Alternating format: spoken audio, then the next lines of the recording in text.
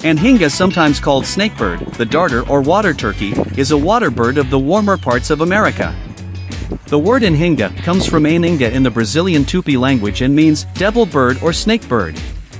The origin of the name is apparent when swimming, only the neck appears above water, which makes the bird appear like a snake ready to strike.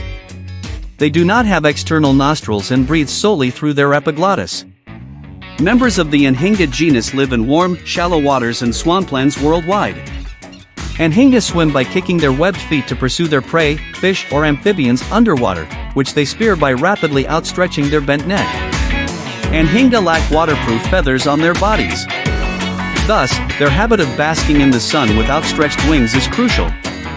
Their dense bones, wetted plumage, and neutral buoyancy when in water allows them to fully submerge and hunt for underwater prey.